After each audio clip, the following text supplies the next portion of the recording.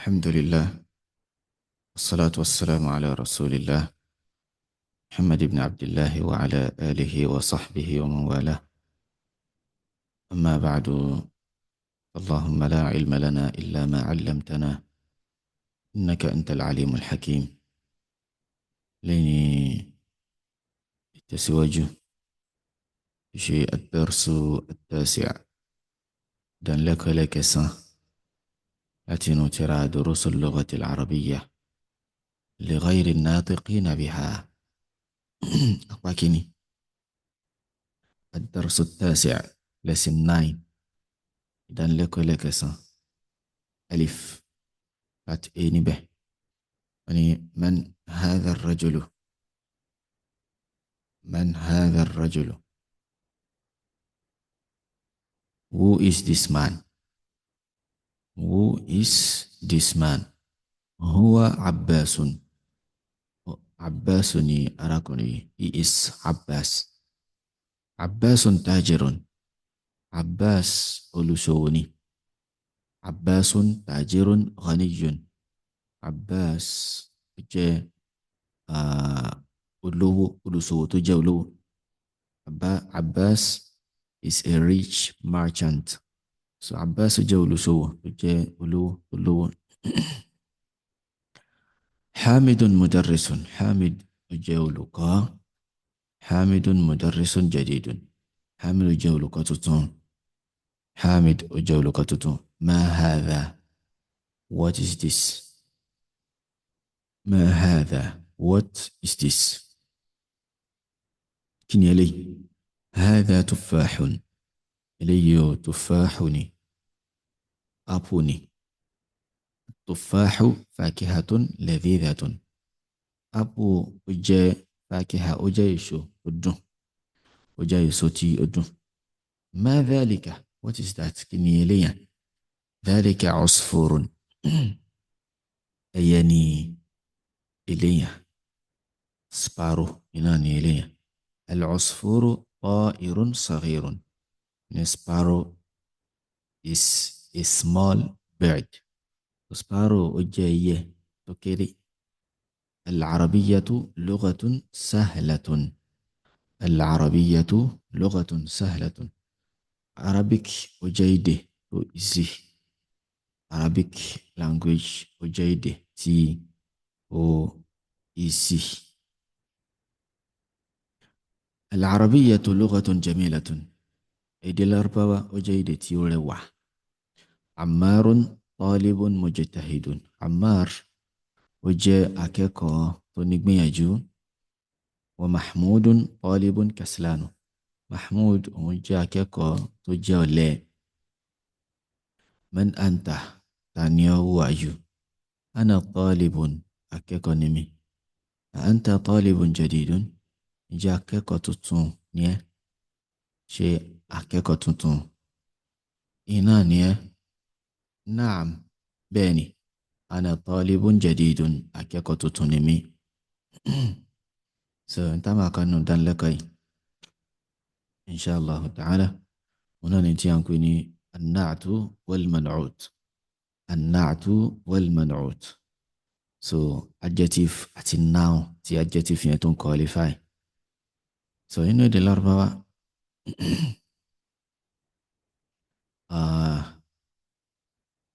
adjective ó máa ń follow noun tó bá qualify. So unlike English, so adjective máa ń wá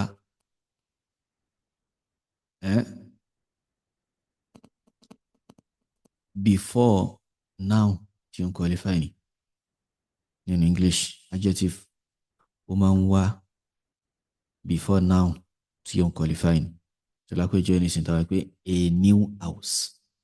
So house yẹn òun ni noun tí adjective new tó ń qualify. So a new house. Òun Lárúbá sọ pé baytun jadidun. So lápèjọ tàwa pé hadha baytun jadidun. Hadha mubtada, baytun khabar, jadidun yóò máa jẹ́ naat yẹn adjective fún bayt yẹn. So when English tàbá gbé sí English á sọ pé kí ni? This is a new house. This is a new síwájú house. so bí o ṣe rí ní ẹ̀ka ọkọ̀ tábùkátà láti wọ́n ni pé adjective nínú èdè Lárúbáwá ó máa ń wá lẹ́yìn noun tó bá ń qualify ni ó máa ń wá lẹ́yìn noun tó bá ń qualify nínú èdè Lárúbáwá adjective òun náà ń pè ní naat noun tó bá qualify òun ni wọ́n ń pè ní man'ut man'ut naam so bákan náà ni pé adjective yìí naat ó máa ń wà in agreement pẹ̀lú noun tó ń qualify nínú àwọn àlámọ̀rí kọ̀ọ̀kan nínú àwọn àlámọ̀rí kan alákọ̀ọ́kọ́ òun ni gender tí adjective bá jẹ́ masculine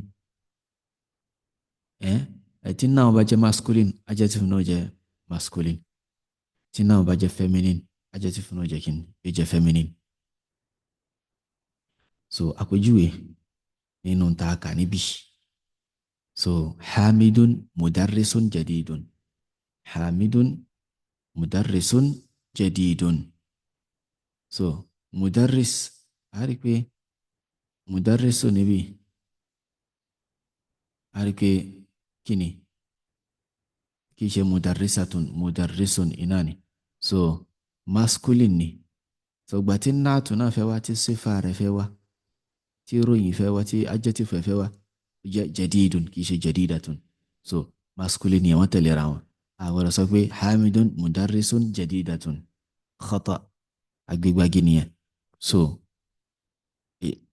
bí adjective àti noun rẹ̀ wọ́n ṣe máa ń fọ́lọ́ ara wọn Lárúbáwá náà ilé so tó bá jẹ́ feminine ni adjective yẹn náà jẹ́ kíni òun náà jẹ́ feminine at-tufahu fakihatun ladhidatun so at-tufahu apple ó jẹ́ fakiha ó jẹ́ èso kan tó ṣe kíni tó dùn ó jẹ́ èso kan tí ó dùn so a rí pé fakihatun noun yẹn ladhidatun adjective nìyẹn ó jẹ́ feminine masculine lókè feminine nísàlẹ̀ so bí o ṣe rí náà ní náà ilé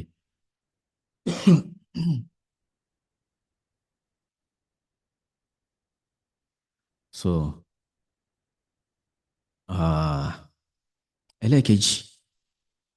ẹlẹ́ẹ̀kejì òun ni pé níbi being definite àti indefinite wọ́n tún máa ń follow ara wọn adjective àti noun adjective máa ń follow noun níbi tí noun bá jẹ́ definite àbí indefinite wọ́n máa sọ pé tí noun tó bá jẹ́ definite tó bá wà ní definite case ìyẹn tó gba alif àti lam adjective tó wà lẹ́yìn rẹ̀ náà òun náà gbà kíni yóò gba alif àti lam tí noun bá wá jẹ́ nakira tó wà indefinite so now adjective tí wà lẹ́yìn rẹ̀ náà nǹkan òun náà wà indefinite òun náà jẹ́ nakira so àpèjúwe rẹ̀ òun làwọn lè ta ti rí níbí fakihatun ladhidatun mudarrisun jadidun so eléyìí nakira inan nakira inan ni wọn so ṣùgbọ́n níbò mi kò sápèjúwe rẹ̀ kò tí sápèjúwe rẹ̀ nù ta ka yìí ṣùgbọ́n a padà rí àpèjúwe inshallah ta'ala so wọn ni ká sọ pé kí ni المدرس الجديد في الفصل المدرس الجديد في الفصل olùkọ́ tuntun náà wà ní inú yàrá kàwé المدرس الجديد so náà ni المدرس yẹn الجديد ni adjective ẹ̀ ìròyìn rẹ̀ bó ṣe rí òun ni pé kí ni olùkọ́ tuntun so adjective ẹ̀ náà wà ní معرفة المدرس kí n tó wá lẹ́yìn rẹ̀ náà nǹkan adjective òun náà jẹ́ kí òun náà jẹ́ ma'rifa so bí o ṣe rí náà ní ilé naam so lẹ́yìn náà inú nǹkan lẹ́kẹta tí naat àti man'ut noun àti adjective tí wọ́n ti máa ń pàdé tí wọ́n ti máa ń dọ́gba pẹ̀lú ara wọn òun ni case tí wọ́n bá wà yẹn bóyá noun gba dhamma adjective náà gba dhamma noun gba kasra adjective náà gba kasra noun gba fatha adjective ẹ̀ náà gba fatha bí ó ṣe rí náà ní ilé àwa sọ pé hadha baytun jadidun hadha baytun jadidun. So this is a new house.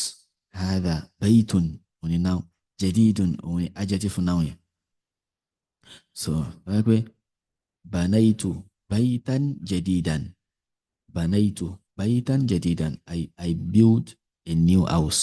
Mo kọ́ ilé tuntun. Mo kọ́ ilé tuntun. Allah ṣe rọrùn fún mi. So ó jẹ́ kí ni banaitu baytan jadidan baytan òní noun tàfẹ́ fi adjective qualify jadidan òní adjective ẹ̀. So fatha fatha bẹ́ẹ̀ náà ni tó wà nípò kẹsàrà. Ana fil baytil jadidi. Ana fil baytil jadidi.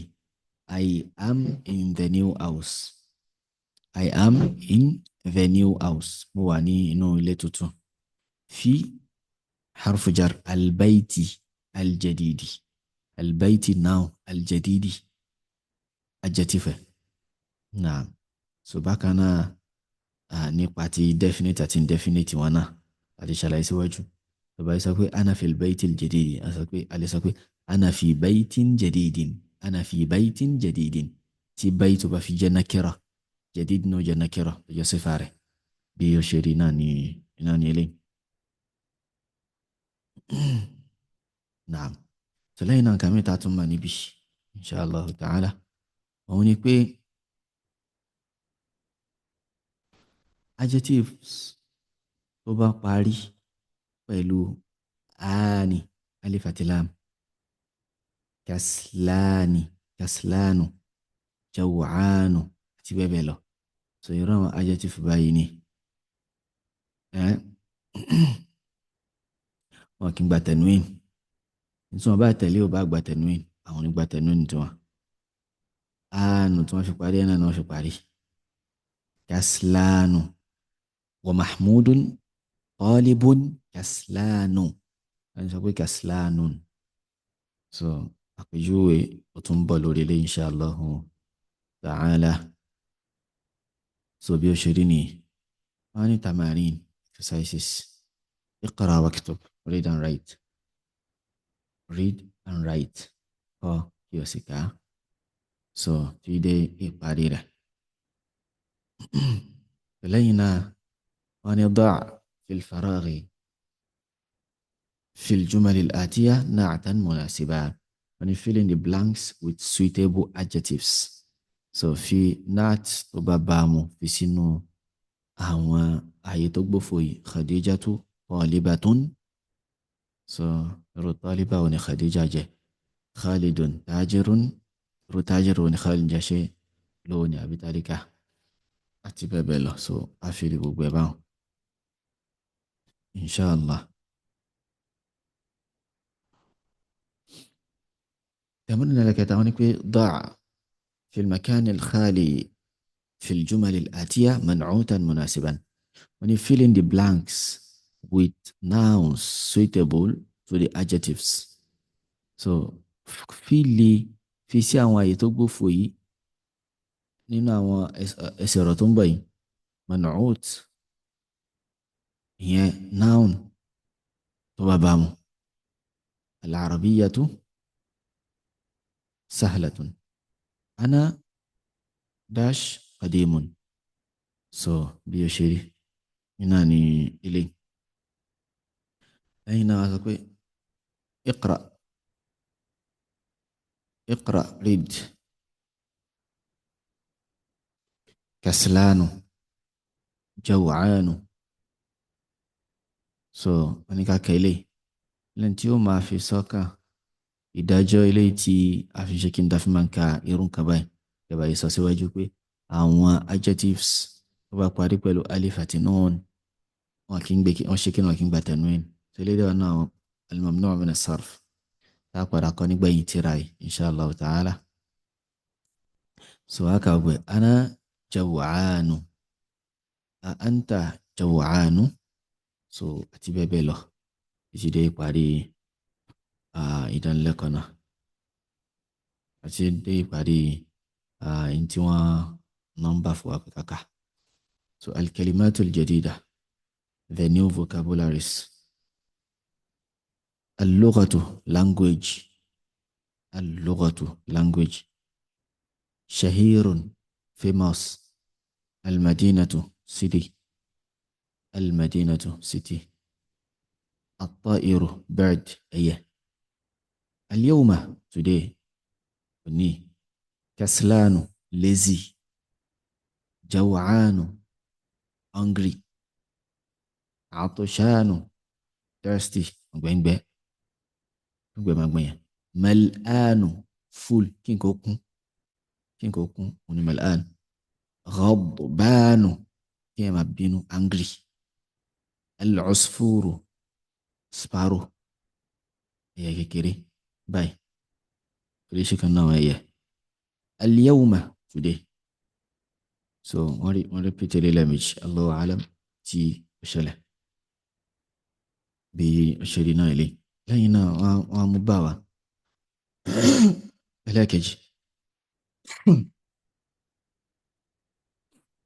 ẹlẹ́ẹ̀kejì tó jẹ́ part B. Wọ́n ní aina al-mudarrisu, aina al-mudarrisu, níbo ni olùkọ́ wà? Aina al-mudarrisu, níbo ni olùkọ́ wà? Huwa fil fasli, wà nínú yàrá kàwé. Wa aina al-mudarrisu al-jadidu, níbo ni olùkọ́ tuntun wà? Kárí ń ta tọ́ka sílẹ̀ kan ilé pé tí noun tó bá jẹ́ ma'rifa, adjective náà wọn jẹ́ kí ni wọn jẹ́ ma'rifa. Al-mudarrisu al-jadidu, tó níbo ni olùkọ́ tuntun wà, new teacher, níbo ló wà? Huwa inda al-mudiri, ó wà lọ́dọ̀ mudir, headmaster. Aina at-talibu al-jadidu, níbo ni akẹ́kọ̀ọ́ tuntun wà, new student, níbo ló wà? Dhahaba ila al-maktaba, ó lọ sí maktaba, ó lọ sí library. من ذلك الرجل الذي خرج الآن من المدرسة؟ تاني akẹ́kọ̀ọ́ tó ga, tani arákùnrin tó ga tó jáde nísìnyí kúrò nílé ẹ̀kọ́ yìí? Tani akẹ́kọ̀ọ́ tó ga tó jáde nísìnyí ní ilé ẹ̀kọ́ yìí? Wọ́n ní huwa al-mudiru al-jadid. Tani ọkùnrin tó ga tó jáde kúrò nílé ẹ̀kọ́ nísìnyí? Wọ́n ní huwa al-mudiru al-jadid. He is the new headmaster. Òun ni olórí ilé ẹ̀kọ́ tuntun. Wa man al-waladu as-saghiru alladhi kharaja al-ana min al-fasli? Táwa ni ọmọdékùnrin tó jáde nísìnyí kúrò ní yàrá kàwé? Huwa ibnu al-mudiri al-jadidi. Òun lọmọ headmaster tuntun, òun lọmọ olórí ilé ẹ̀kọ́, olùdarí ilé ẹ̀kọ́ tuntun. Liman tilka as-sayyaratu al-jamilatu? Títa ni mọ́tò tó rẹwà yẹn ṣe? Ta ló ní mọ́tò tó rẹwà yẹn? Hiya lil-mudiri al-jadidi, tí olùkọ́ tuntun ni. Àrípé hiya lil-mudiri al-jadidi. So àpèjúwe case ta sọ lẹ́ẹ̀kan iná nìyẹn. Tí eléyìí bá jẹ́ marfu' as-sayyaratu al-jamilatu, liman tilka as-sayyaratu al-jamilatu. So àrípé méjèèjì wà nípò raf'u, wà nípò pé wọ́n gba dhamma. So bẹ́ẹ̀ náà eléyìí náà hiya lil-mudiri, mudiri yẹn ni náà àrípé harfu jar wọlé tó ti ṣe lam. Adjective ẹ̀ náà nǹkan tó wà qualify mudiri yẹn wọn náà jẹ́ al-jadidi wa kasra. Naam. Wọ́n ní liman hadha al-kitabu al-kabiru? Ta ló ní tírà tó tóbi yìí? Ahuwa lil-mudarrisi? Ṣé olùkọ́ ló ní ni? Wọ́n dá wọn lóhùn pé rárá o, huwa lit-talibi al-jadidi. Akẹ́kọ̀ọ́ tuntun lónìí, new student náà ni ó ní. Ayna al-mil'aqatu as-saghiratu? Ayna al-mil'aqatu as-saghiratu? Níbo ni kọ́pù, níbo ni ṣíbí kékeré wà? Àti sọ pé teaspoon, níbo ni teaspoon wà, ṣíbí kékeré? Hiya fil kubi, wà nínú kọ́pù. Ayna al-kursiyyu al-maksuru? Ayna al-kursiyyu al-maksuru? Níbo ni chair tó ti kán wà? Níbo ni chair tó kán? Níbo ló wà?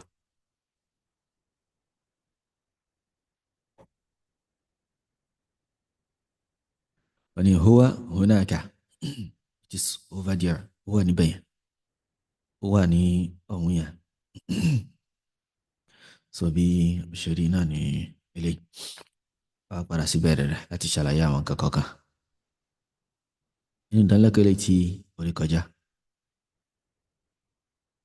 àrípa ti ṣàlàyé àwọn kankan nípa an-na'tu wal-man'ut. So nínú pàtì eléyìí inshallah, so àwọn kan táwọn kan bẹ̀ ni pé adjective tó bá ń qualify noun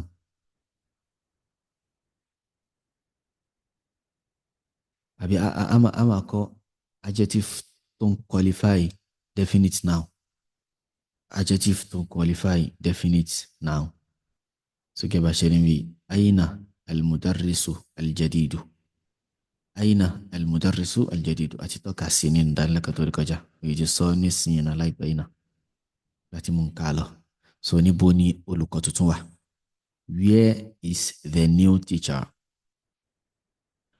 So eléyìí nísìnyí adjective yẹn á rí pé ó gba alif àti lam nítorí pé noun rẹ̀ náà gba alif àti lam.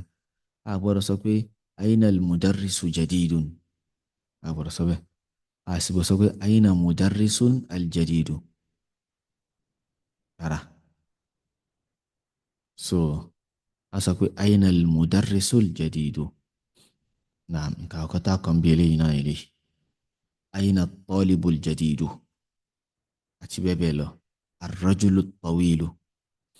Ẹlẹ́ẹ̀kejì wọ́n ní pé relative pronoun, a máa kọ́ nípa relative pronoun alladhi, relative pronoun tí orúkọ rẹ̀ ń jẹ́ alladhi, ismu mawsul, iná náà ń pè ní èdè Lárúbáwá ismu mawsul. So tó máa fi ń bá ismu mawsul yìí ni ó wà fún al-mufrad, nǹkan yọkan tó jẹ́ akọ, yálà onílàákàyè àbí kò nílàákàyè. Wọ́n lè lò fún nǹkan tí ò mí, wọ́n sì lè lò fún nǹkan tó mí, tó gbọ́n àbí tí ò gbọ́n. So ó wà fún akọ lásán, ó sì wà fún nǹkan yọkan péré, à nílò fáwọn méjì. So tó bá yẹ pé èèyàn ni wọ́n gbà lérò pẹ̀lú rẹ̀, bóyá human being ni wọ́n fẹ́ lò fún, a máa tù sí pé kí nínú English a máa sọ pé who, a máa tù sí who. Tó bá jẹ́ pé tí wọ́n fi ń refer sí ni animal àbí a thing, nǹkan bíi al-mil'aqa lápèjúwe àbí al-kitab lápèjúwe. So yóò máa túmọ̀ sí which. So lápèjúwe ní sinmi pé ar-rajulu alladhi kharaja min al-madrasati al-ana mudarrisun jadidun. Ọkùnrin tó jáde kúrò nínú ilé ẹ̀kọ́ nísìnyí òun ni mudarrisu tuntun. So wọ́n pé the man who went out of the school now is the new teacher. So who inan ṣùgbọ́n tó bá yẹ pé nǹkan mìíràn láti pé al-kitabu alladhi ala al-maktabi lil mudarris al-jadidi. Al-kitabu tíra, eléyìí tó wà lórí tébù tí olùkọ́ tuntun ni. So níbi which iná lálò al-kitabu, the book which iná lásọ àní sọ wù fún alladhi yẹn náà bó ṣe rí náà nìyẹn.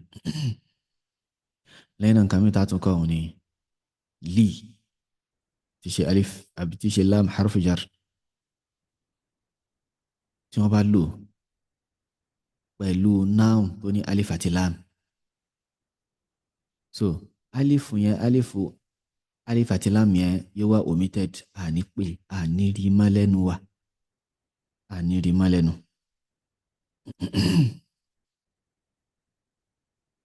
So lápèjúwe níbi hiya lil mudiri al-jadidi. So lil mudiri gangan la fẹ́ concentrate lé lórí, mo la fẹ́ sọ̀rọ̀ nípa rẹ̀. So tó wáyé pé ìpínlẹ̀ ní al-mudiru, tó bá fi láàmù yẹn sí ó di lil mudiri, à ń sọ pé li almudiri, à ń sọ pé li almudiri, à ń sọ pé lil mudiri. A rí pé láàmù àti láàmù iná la pè papọ̀ yẹn. láàmù alákọ̀ọ́kọ́ eléyìí tá a fi sí tó jẹ́ harfu jar, àtẹlẹ́kejì tó wà níbi alif àti láàmù almudir. so lil mudiri yóò máa jẹ́ lam kesra lam sukun, hamza alif yẹn yóò ṣe kí ni yóò parẹ́. lil imami lil mudarrisi bí yóò ṣe rí náà ní eléyìí. naam. tamarin exercises. اقرأ واكتب. read and write. read and write. naam. ẹlẹ́ẹ̀kejì lẹ́gbẹ̀ẹ́ tá a bá read tá a write eléyìí tán lórí ẹlẹ́ẹ̀kẹwàá lórí point àbí question 10. يعني املأ في الفراغ فيما يلي بالنعت الذي بين قوسين بعد تحليته بال عند اللزوم. يعني كفي لي blanks tó ń bọ̀ yìí pẹ̀lú nat pẹ̀lú adjective tí ó wà given nínú bracket yẹn. Lárí pé wọ́n fún wa ní bracket lọ. So wọ́n ní pé ká fill àwọn blanks yìí pẹ̀lú àwọn nat pẹ̀lú àwọn adjectives yìí. So lẹ́yìn ìgbà tí a bá ṣe kí ni tábùkátà láti mọ̀ wípé tí noun tó bá ní alif àti lam, adjective náà gbọ́dọ̀ ní alif àti lam. So aina al-mudarrisu afwani jadidun. So jadidun yẹn á mú á fi síbẹ̀ yẹn á change díẹ̀ ká change láàrẹ̀. tó bá bùkátà sí alif àti lam á fi sí, tó bá sí bùkátà sí á ní fi sí.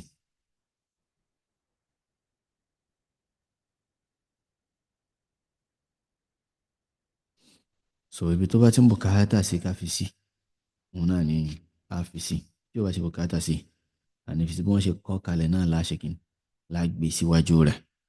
lẹ́yìn náà a sọ pé iqra read. iqra read. ka nǹkan yìí kan tó ń bọ̀ yìí. الطالب الذي خرج من الفصل الآن من إندونيسيا. من إندونيسيا. so àti bẹ́ẹ̀ bẹ́ẹ̀ lọ kí a ka gbogbo ẹ̀. so lẹ́yìn náà fún wa ní kíní kan wọ́n mú rectangle kan wá ní pé baytun jadidun. baytun jadidun. man'utun na'atun. man'ut òun ni noun tí adjective fún ròyìn. na'atun òun ni adjective. naam. al-kalimatul jadida new vocabularies. al-maktabatu library. al-ana now just now ìsinísìn. al-mirwahatu fan. al-mustawsaf small hospital tàbí clinic.